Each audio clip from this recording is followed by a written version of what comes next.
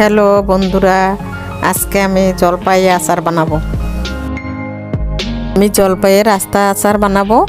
তো সেজন্য আমি জলপাইগুলি সিদ্ধ করে জলপাইগুলির মধ্যে আমি ছুরি দিয়ে কেটে কেটে নিয়েছি, যাতে মশলাগুলি জলপাইয়ের মধ্যে ঢুকে। আমি প্রথমে কড়াইয়ে সরিষার তেল দিয়ে দিলাম।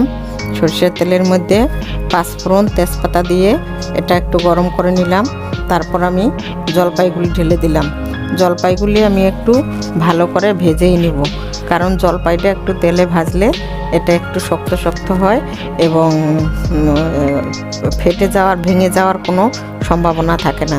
তাই জলপাইটা আমি একটু ভেজে নিব।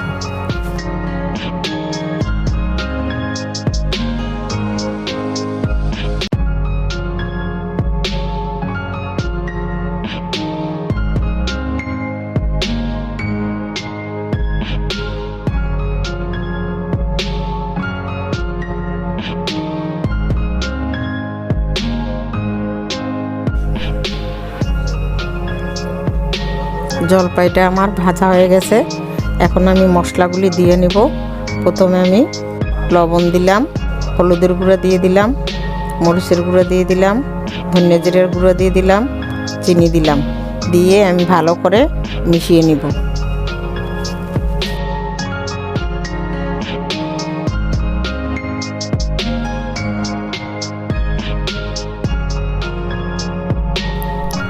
সবগুলি মিশিয়ে আমি এর মধ্যে জল দিয়ে দিলাম। পরিমাণ মতো জল দিয়ে দিব। জলটা দেওয়ার কারণ হলো এটা ফুটে চিনি, লবণ সব কিছু ফুটে ফুটে আস্তে আস্তে এই জলপাইটার মধ্যে ঢুকবে, না হয় ঢুকবে না। তো আমি কিছুক্ষণ এটাকে ফুটিয়ে নিব। জলটা টানা পর্যন্ত এটাকে ফুটাবো। জলটা টানা হলে, টানানো হয়ে গেলে আমি নামিয়ে নিব।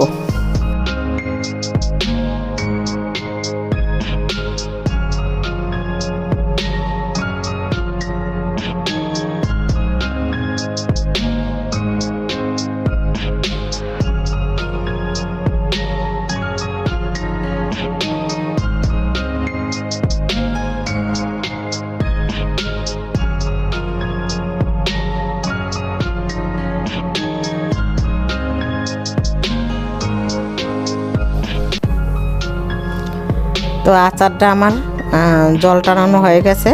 এখন আমি নামিয়ে নিলাম। নামানোর পরে আমি উপর দিয়ে একটু বিট লবণ ছিটিয়ে দিলাম। বিট লবণ ছিটানোর পরে যখন আচারটা ঠান্ডা হবে, তখন আমি একটা কাচের বয়ামে ঢুকিয়ে নেব। কাচের বয়ামে রাখলে আচার অনেক দিন থাকে। অনেকে বলে যে আচারের মধ্যে বিভিন্ন জিনিস দিতে হয়, অনেক রকমের জিনিস দিতে হয় যাতে নষ্ট না হয়। আমি কিছুই দিব না, শুধু সরষের তেল দিয়ে আচারটাকে ডুবিয়ে রাখবো। সরষের তেল দিয়ে আচারটাকে প্রায় 6 মাসের মতো রাখা যাবে, ফ্রিজেও রাখতে হবে না। আমি গ্যারান্টি দিলাম, আপনারা ট্রাই করে দেখবেন।